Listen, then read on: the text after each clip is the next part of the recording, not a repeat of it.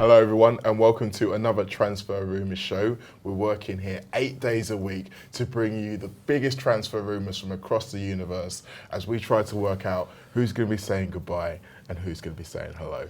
I've got two esteemed football minds with me to give me a little bit of help. I've got Walsh here and Gareth Roberts. It's the last one, I promise you. We've got a band-spanking new section coming into our show. These papers are going to make a play at some point. We're going to be running over some of the news that's happening in the transfer world. But the first subject is a goalkeeper who you probably have heard of. We need to talk about a goalkeeper because all the reports are saying that Mignolet is expected to ask to leave. Karius is expected to want to stay in Besiktas. So we're going to need another keeper. And the man who we're allegedly looking into, according to the Mirror, is Southampton's reserve goalkeeper, Alex McCarthy.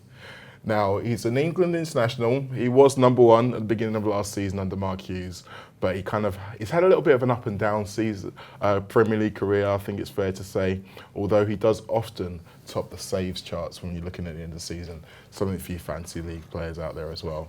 So, Rob, I'll start with you. We've already discussed how it's going to be hard to try and find a backup keeper of the requisite quality who's not going to mind the lack of minutes. Have you seen much of McCarthy? What do you think of him? I've had a little look overnight and stuff when I've seen the agenda and read up on him and stuff like that, and it's fairly underwhelming. I can't sort of lie to you really, but I kind of think, well, what is a reserve goalkeeper going to be like in the circumstances? Because Alisson's so far and away a great goalkeeper. He's obviously the number one. You're going to stick with him, so you just kick him round, not hoping for, because that's not very nice, but hoping for an injury. Looking for you look at Mignolet last season, he plays 2 games, the League Cup, the FA Cup, 2 defeats. And everyone goes on about his attitude's brilliant, and he said the right things on social media, he did the right things around the club, and fair play to him. But he is likely to move on. He must want first team football at this stage of his career. But then equally, so what are you going to do? Get someone in the same age as him who doesn't want first team football? Do you know what I mean? It's just a bit weird, and it's like this lad, he's kicking around. He's got competition at Southampton, as you've already said. You've got Fraser Forster knocking around still there as well. Let's not get him. No. But yeah, I just kind of think, well, what's it going to be? I mean, we've got a young goalkeeper on the books who's a prospect who could play there, but you wouldn't really want to throw him in Premier League and Champions League games. So you need a bit more experience. I don't know. I just think it's hard. It's a hard move to get excited about. I see a lot of people going, this is awful, this is bad, this is a Brad Jones-esque signing and stuff like that. But at the same time, I think it's very hard to get someone who's going to be absolutely bang on and brilliant, who's prepared to just sit on the bench and knock around the training pitch. So it's true. It's a really hard thing to buy a backup, isn't it? Because essentially you're getting someone who's hoping, as Gareth says, for something bad to happen, but you need to be prepared for the worst. That's kind of why people buy insurance. So this is essentially going to be an insurance policy, isn't it? Yeah, I think backup goalkeeper, you sort of develop into becoming a backup goalkeeper, don't you? You don't, as you said there, you're not going to buy a 29-year-old backup goalkeeper, I don't think, because, well, maybe he will come, but that's only because he's a backup goalkeeper at Southampton already. If he's not good enough for Southampton, I'm going to say he's probably not good enough if we need a run of, God forbid, an injury to Alisson. If we need to run 10 games, he's probably not good enough to play for us. So I think, listen, Alex McCarthy, he might be one of the ones who comes in, gets to a big club and sort of develops into it. And listen, that can happen, especially at 29 a goal, he might be coming into his peak years. But if he's spending his peak years on our bench, that's probably not going to work. If I was Liverpool, I'd be more tempted to be looking for a 35-year-old former top-class goalkeeper who's maybe just slightly on the wane, but is happy to come to Liverpool and maybe play, I don't know, we're talking for 2 games last season for Mignolet. But that's only because we went and we didn't have a squad to play in the League Cup and the FA Cup. So if we develop the squad a little bit more this summer, which I think we probably will do, we could quite easily go to semi-finals and finals of both those competitions, and you can say to this goalkeeper, listen, if we get to the final of the FA Cup, you're playing in it. So this is for you. The one that I keep thinking about, and Andy Heaton's always singing his praises, is Pepe Reina. But it's whether you get Reina because he's playing first team football at AC Milan. So you'd be appealing to him on both, obviously, the level of, you've already been at Liverpool, you'll love there. But you could probably also appeal to him and say, listen, what are you on there? 60 grand a week, we'll give you 85. Yeah. Do you want to come here and sit on for that? Now, that's playing probably a bit more in wage than you'd have wanted to. but it also gives Klopp the thing of, listen, if Alisson does get injured, I'm not just going falling off a cliff. And if you've got Reina and Alisson, Kevin Kelleher then can develop another level without the pressure thinking, oh my God, I'm one injury away from having to play against Everton here. Yeah. Which I think that's the important thing. And not only that, but he gets to learn under the tutelage of two fantastic goalkeepers. And I know that we go on about Reina a lot, but it is because every time we talk about a goalkeeper, all of the issues that we outline, he kind of solves them all. I mean, he knows the style of play. He's good at the style of play, so there wouldn't be a massive drop-off. He's probably not as expecting to play as minutes as he has been, and he's got an affinity for the club, and he'd love to be able to sit at the end of his career and have even more medals than just the FA Cup one that he's got. And that's a key thing, what you just said there as well, isn't it? We know that Klopp and it's the team around them, one personalities that fit in with the squad that they've got, that'll come in, you know, get on with everyone, won't kick up a fuss, and kind of feels like, you know, Reina probably would do that. You know, by all accounts, he's sound, basically. He loved Liverpool, a city. I think his kids are born here, weren't he, and stuff like that. So he's got that affinity as well. So, you know, in those terms, it does sort of make sense. But again, it's whether he's accepting of the fact that he's probably going to come in and he is going to come in and play second fiddle. It's a difficult one to solve. I mean, even when you look around the league and you see people like, I think Rob Green's back up at Chelsea, and he's knocking on 40, and you look at even what Liverpool have done in the past. They've gone both ways. They've signed youth in someone like Chris Kirkland at the time. They've signed experience with like mad ones like Alex Meninga and stuff like that. Okay, that was mad. So, you know, I think it's a difficult one to solve, because, you know, across the league, as I say, you know, that your first team goalkeeper pretty much plays every game, because it's not like he's going to be knackered. No. Do you know what I mean? It's not like he needs a rest or needs to be rotated.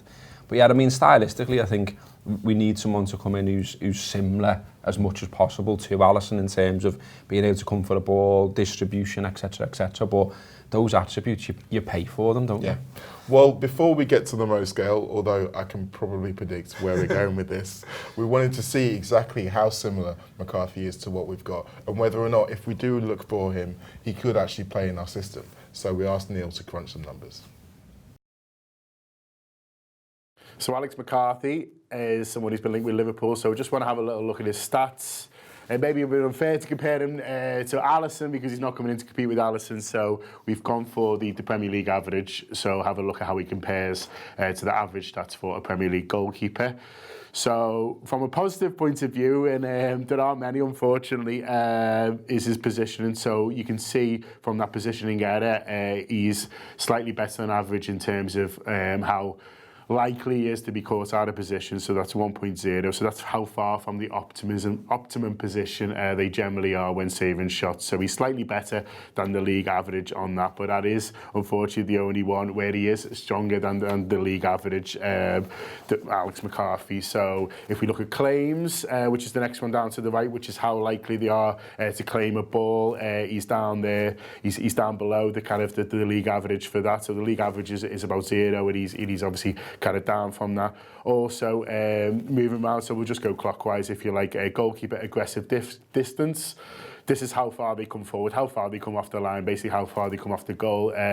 He's below the average of the league for that, which is a little bit of a worry if you were looking for the goalkeeper for Liverpool. You maybe want him to be a little bit more aggressive, just like Alisson is. In terms of passing into danger, so that's passing to players who are under pressure. You can see he's more likely to do that than the league average as well. I mean, these might be tactics that they have for Southampton, but he still is, you know, more likely statistically to pass the ball to players into danger, so suggesting he's hoofing it up rather than just looking for a pass to one of his defenders. The next one is positive outcome contribution, so that's just how likely they are to contribute to something that's deemed positive for their football team. He's below average on that as well. And then this next one right at the top, your standard shot stopping, so they look at how likely a player is to score from a certain position, so it's the XG if you like, and then they do the reverse of that for a goalkeeper. So are they saving the shots they're supposed to? So obviously the average is around 0 because it evens itself out. Alex McCarthy is on -2, so what they're basically saying there is he concedes 2 more goals over the season than he should. So not brilliant, Alex McCarthy, but then what are you going to get for number 2? Thanks as ever there to Neil. Now, I don't know whether or not he's convinced you guys to change your mind, but let's see. Let's see what's happening on the most scale. Never one for suspense, are you, Kev? No, well, I think it's all perfectly clear how I feel about Alex McCarthy. No thanks, mate. You can stay down at Southampton. Okay, so in the most scale from 1 to 5, how many mo's are you giving him? 1. 1 because we need a sub goalie if Mignolet goes. It doesn't seem a credible link to take Southampton's reserve goalie and then put him in possibly a team that's going to play 65 games next year. So for me, it's a 1. Robbo? So I seen someone in the comments saying you need to clarify the Mo scale, and it got me thinking. So is it whether I want it to happen, or is it whether I think it's okay, or whether I think it's blag or not? I think because the whole point of the show is the rumours, I think we need to say on a likelihood of happening scale. Okay. Not on necessarily personal preference, because otherwise we're all just going to say it's like 5. minus 10 mo's for Exactly. McCarthy. All right, well, on the possibility of it happening, I'm going to say we like to buy players from Southampton. We need a goalie. So I'll say 2.5 mo's. Oh, okay. I can see it happening. Yeah. I just don't think it'd be very exciting, will it? No, There's not going to be any banners on the cop with his name on. I think I'm more in line with you. I can see a world where he is on our radar. I do remember 12 months ago him being quite highly rated. He didn't have the great season last year. He's got an England cap, hasn't he? He has got an England cap, so that can turn Jordan around. Pickford's England number 1. No, so I know. let's not give him too much credibility, eh, boys? However, this is still early on in the piece, and we're still yet to see anyone come in for Mignolet, let alone him officially asked to leave. So I'm going to go with 2 mo's on that one. Sorry, Alex. Now, it's time for one of our new sections in the Transfer Rumour Show. Now, obviously, over the course of the summer, there's going to be lots of players who come up time and time again. We all know about transfer sagas and how they seem to be unavoidable summer after summer. So when this comes up, and it's someone who we've already spoken about and delved into on the show, but something new happens in their world, then we're going to give you a little bit of a news update. And that's what I'm going to do right now. Now, because of the conventions of news shows, I'm actually just allowed to read this. So I'm going to read this out. For you guys, if you want to jump in on any of these, all you need to do is just let me know. However you want to let me know, I'll leave that up to you. Oh, the suspense. Yeah, I know. I feel like I've already made a mistake giving you lot ownership on this. No. Okay. LFC news. First on the list, Ousmane Dembele. Now, Liverpool have apparently been given the green light by Barcelona to make a bid for Ousmane Dembele on the proviso that they are able to recoup the full £90 million that they paid out to Borussia Dortmund for him. Another wrinkle to this story, according to Team Talk, is that the player has indicated that we are his first choice. No one wants to put that one. Okay, next on the list. According to bookmakers, Liverpool are now second favourites to sign everyone's favourite Frenchman, Kylian Mbappé, after Real Madrid, of course. Now, the Mbappé story reignited recently, thanks to that cheeky little scamp Paul Joyce retweeting his video. To be honest, though, if I was Paul Joyce and I had that power, I would mess with people all the time. You got Liverpool Twitter on strings, Oh, hasn't he, mate, how much would that fun would that be? But anyway, Mbappé clearly thinks it's fun because he's been in on the game as well with a rash of following Liverpool players past and present, which has sent the Twitterverse into frenzy. Now, there's no actual confirmation of anything in there except from PSG president Nasser Al-Khelaifi, who claims that he is 200% not going anywhere. He's shit at maths, though, so what does he know? 200%, that's not a thing. Yeah, true. I mean, we do say 110% a lot in football. Maybe that's just, added inflation. I No? don't know, I just want it to happen. So That'd be brilliant, wouldn't it? Imagine. Just imagine signing him. It'd be unbelievable. There are plenty of other people who will piss on your chips about this story. We are not going to be one of them. Yeah, but Also, as well, aren't Madrid running out of money, yeah? Apparently, it's a £500 million loan, though, Did they? Yeah, Again? So from the government? Yes, they just resold the training ground back to the government or whatever. Yeah. The problem with Dembele, Dembele for one, I think is probably more realistic than Mbappé, unfortunately. But I'd have Dembele all day. But I meant to say Mbappé just started to blend that day. His wages, 450 grand a week or whatever, it just sets us up on a path which I don't think FSG are going to take. I think it's a conversation to be had that if we start looking at players to improve this squad, it's an ever-diminishing pool of players. And they know that the players who can improve us know that how good they are, how much they worth. Look at Ziyech from Ajax, he's got a 25 million release clause. But all that means now is we pay 25 million for him, but the other 40 million, he's going to say, well, I want half that on my wages, so it pushes that up. It's for the club now, it's a difficult situation because I think they're going to have to admit that 300 grand a week's not too far off for a Liverpool player. Mo Salah's going to want that soon because, listen, he's a world superstar. He's probably number 3 or 4 in the list of best known sportsmen in the world at the moment. So if we sign someone like Mbappé, listen, it's a dream at the moment, but you think the wage is stratospheric and too far gone, but then it doesn't take too many leaps forward to think, well, actually, he might be the first one that sends us on that path. You never know. The GoFundMe for Mbappe's wages may have just been started. It's spot on what Kev said though, because you've seen that with Delete as well, haven't you? In that, like, I think over the weekend there was a report saying, and it was his agent sort of saying that, you know, he's going here because he's going to get 360 grand a week or whatever, and it's like, you know, they can do that, can't they, the top players, because they know, their agents know, the club knows that they are what they are. There's no secrets in football. It's not like you can just go and pluck someone from somewhere and they're brilliant. Everyone knows now, you know, it's not just the internet, it's the scouting networks, it's the way they scout. It's not just someone, you know, lashing a DVD and you're on and saying, watch that and see what you think. You know, they go, like, the conversation over, who's the other Ajax player that we was going to discuss on this, but we might not know. Giving away all the secrets here. I know, yes, but Donny van der Beek. So I was reading a story about him, and it was basically like someone had said, like, all these scouts from the Premier League had gone to watch him.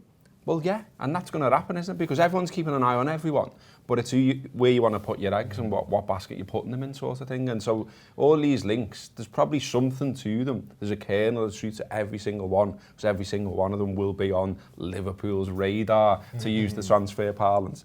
But it's just, they're on everyone else's radar and everyone knows, and it's like this big weird Mexican standoff, isn't it, of going like, who do we go for, and does he want to come, and how can we get this fella, and how can we influence him, and all of this might come down to someone like Mbappé saying, do you know what, I want to play for Klopp. Yeah. I want to go to Liverpool. I want to see a parade like that, but with me on the top of the bus. Do you know what I mean? Who wouldn't?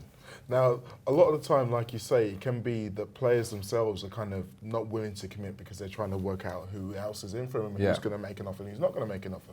So we're going to have to wait and see. Now, according to... Sorry.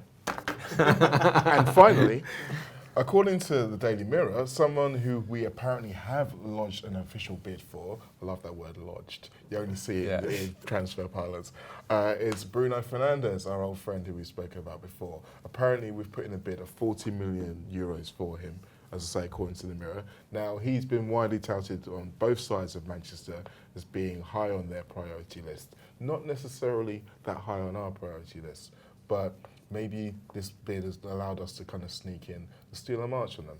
That's what the Mirror is saying. I'm not entirely sure yet. Well, that's it for the news for this section. Not in there, sorry. So there you go. That's the news section. We may or may not bring that in every week, but we will definitely be talking about those three players more over the course of the summer. Now, someone who I personally wanted to talk about and was very pleased to see that there was a link about is Italian forward Federico Chiesa.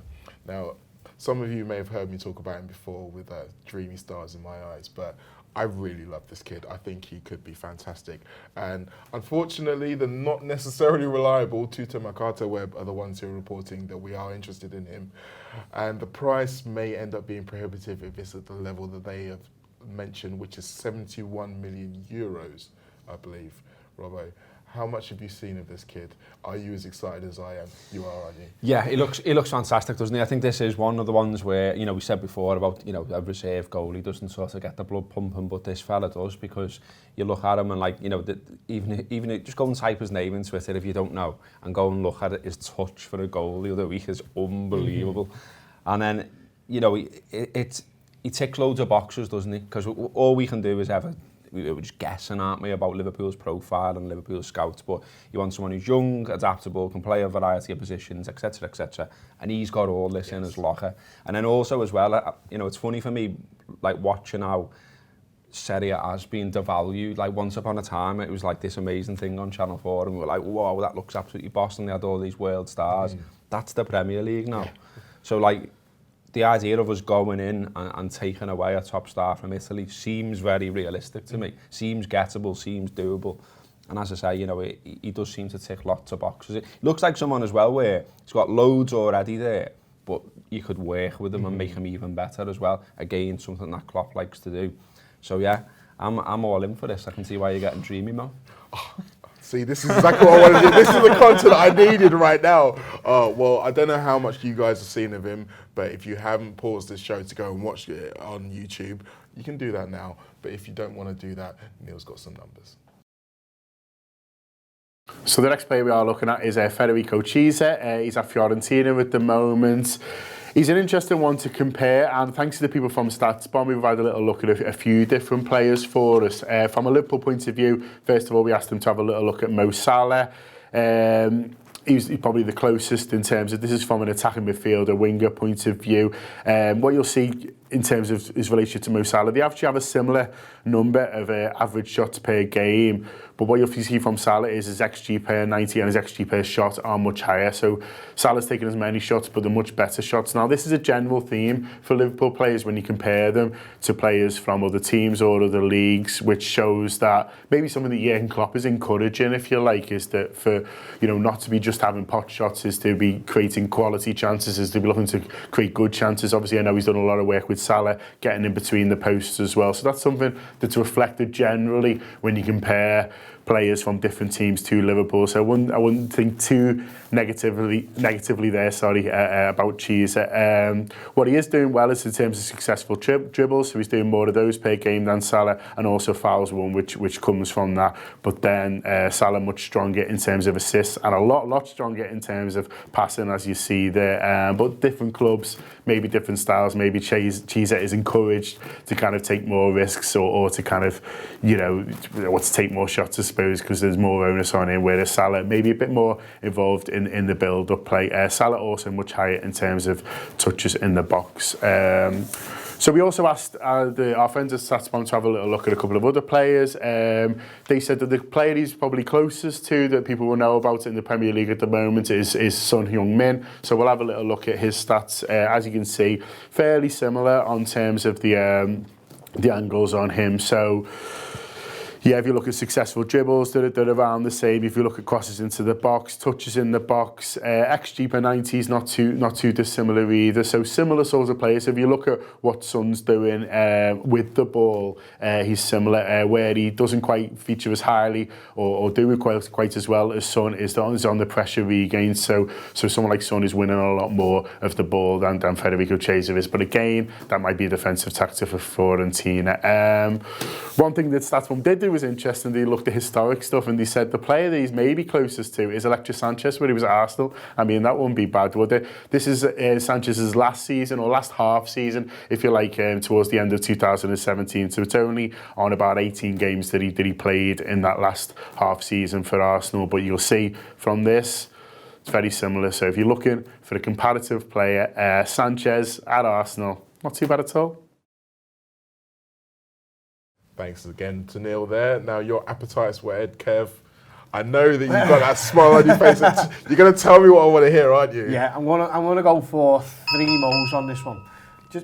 Just because he's the type of player that can definitely A, improve our team if you just put him in there, but B, can be moulded to any one of the front 3 positions. And that's I think any attacker really we're talking about needs to be able to play across those front 3 positions. And I think you're probably not going to get to play the number 9 position because Mane and Salah are going to fight over it a lot. And Firmino's the best out there at doing it. But you need to be able to adapt from one side to the other, and for periods of, even if it's only 20 minutes, half an hour in a game, go and play up there, maybe on your own for a little bit and do the job that needs doing. So a 21-year-old with magic in his boots, yeah, it gets my blood flowing. So I'm going to give him 3 moles on that score. I like the sound of that. Now, one thing that I've noticed a lot about him in this game is that his effort and his energy is what you would expect to see in a team the way we play. So maybe you could even see him adopting to a little bit further back, a little bit reduced, maybe even attacking midfield. So there's so many options. The only potential downside I see is that he does seem to be a young man very fond of his home country. Most of the rumours about him so far have been around Inter and Juventus, but we also don't know who else those clubs are in for. So that might be an issue. But I mean, we're European champions, right? I know.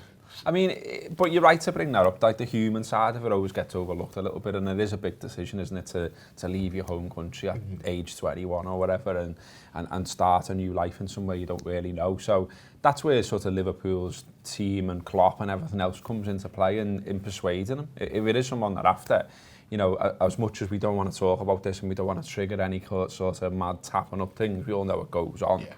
And this is what they tap them up about. They sell the city, they sell the club, they sell where they be living. They try and say, well, listen, if you come, we will look after you.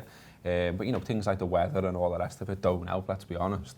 I mean, it's gone on forever, but it's gone on forever, though, hasn't it? I mean, you know, I remember really wanting us to get SIA, and he jibbed it because he basically wanted to go to London. And it was like, well, we can't make Liverpool into London, so ta-ra then, mate. But so you know, when players just, this is what I was saying before about, you know, a lot of this might boil down, a lot of these targets might boil down to them wanting to come and work with Klopp, them wanting to be at the European champions. So we'll see. But yeah, this fella looks the business and looks like he can play, as Kev says, across positions a bit deeper as well. Everything we want, and someone you can potentially bring off the bench as well and be a bit of a game changer. I think at times we've been lacking on that. The one that always sticks out when I think back about last season's obviously Everton. When you bring Lallana on, you just think, nah. I mean, if you're bringing this kid on, you'd be like, go ahead. Yeah. So yeah, I'm going a strong 3.5 mows on this. Ooh, no, I'm never going to be not in favour of a bit of Mo decapitation. So that extra 3.5, I like it. See, you've caught me now because I wanted to go full bore at 5, but we have already established this is about how much we expect it to happen, not how much we want it to happen. So I'm going to be a slightly more sensible 3 mows out of 5 for Federico Chiesa. Come home, son. Now, obviously, we've done a lot in this show. We've had new sections, and there's going to be a new kind of show coming up tomorrow that I wanted to tell you a little bit about. Any of you who are subscribers, and if you're not, why not, will know about our wildcard show and how we do the format. We have an idea of who we want to talk about, but then we allow you to vote on it. And we're going to be doing that for the next transfer show. It's called the Transfer Request Show, and we're going to be filming it tomorrow. So at some point today on social media, I will be choosing some options for you to vote from the defensive, which includes defenders and goalkeeper, midfield and attacking options. And then tomorrow we're going to be here and we're going to talk about exactly what you want us to talk about. So help us. I'm actually quite excited about the show. I really am. It'll be sad. Yeah, it's going to be interesting to see what you've got for us out there. Let us know how you felt about the news section. If you want to see it more, let us know how you felt about what we said in general. This has been the end of today's Transfer Request Show. Thanks for slumming. We'll see you again tomorrow.